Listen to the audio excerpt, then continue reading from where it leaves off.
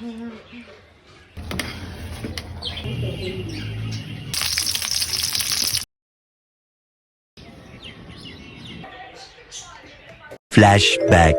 Hello সবাইকে, কেমন আছেন সবাই? আমি তো খুবই ভালো আছি। গত 3 তারিখ সোমবার ছিল আমাদের সরস্বতী পূজা। সরস্বতী পূজার টুকিটাকি নিয়ে আজকে তোমাদের সাথে ব্লগটি শেয়ার করব।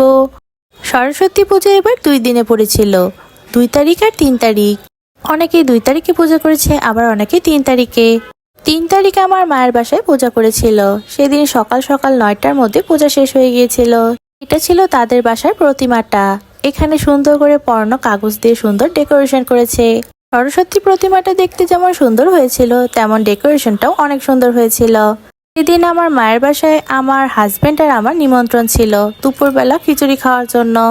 সেদিন আমি সরস্বতী পূজার উপবাস রেখেছিলাম না, তাই আমার যেতে যেতে দুপুর 12টার মতো বেজে গিয়েছিল। সেখানে গিয়ে দেখলাম মা আর বৌদি দুজনে মিলে রান্না বান্না করছে।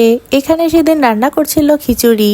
আমাদের হিন্দু ধর্মাবলম্বীদের পূজা পার্বণ মানেই তো খিচুড়ি খাওয়া, আর সেই খিচুড়ি যদি পূজার হয় তাহলে সেই খিচুড়ির স্বাদটা মনে হয় আরো দ্বিগুণ বেড়ে যায়। যদিও সেটা ভোগের খিচুড়ি ছিল না, আর তার সাথে ছিল সব রকমের শীতকালীন সবজি দিয়ে লাবড়া।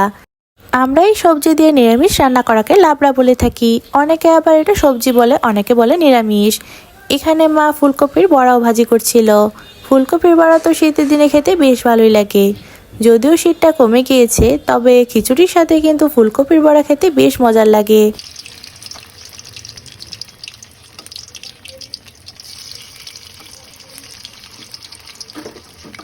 পূজার মেনুর মধ্যে ভাজা বড়া না থাকলে তো একদমই চলে না। খিচুড়ির সাথে ভাজা বড়া খেতে বেশ মজার লাগে।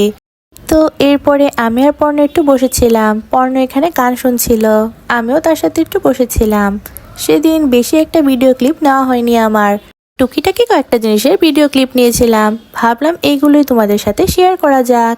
এরপর দুপুরবেলা রান্নাবান্না শেষ হয়ে গেলে মা আমাকে দুপুরে খাবারটা বেড়ে দিয়েছিল। সেদিন দুপুরে খাবারের মেনুতে ছিল নরম নরম গরম গরম খিচুড়ি, তার সাথে ছিল সবজির যে লাবড়াটা রান্না করেছিল সেটা, আর ছিল ফুলকপির বড়া, বেগুনের বড়া আর লেবু। পূজা পার্বণের দিনে বাসায় এই খাবারগুলো হলে আর কিছুই লাগে না। খিচুড়িটা খেতে যেমন মজা হয়েছিল, সবগুলো আইটেমই খেতে অনেক মজা হয়েছিল। আমার হাজবেন্ড দুপুরে খাওয়া দাওয়া করা শেষ হয়ে গেলে সে বাসায় চলে গিয়েছিল। আমি আমার মায়ের কাছে সন্ধ্যা পর্যন্ত ছিলাম, এরপর বাসায় চলে এসেছিলাম। আজকের ভিডিওটি আমি এখানেই শেষ করছি। টাটা সবাইকে।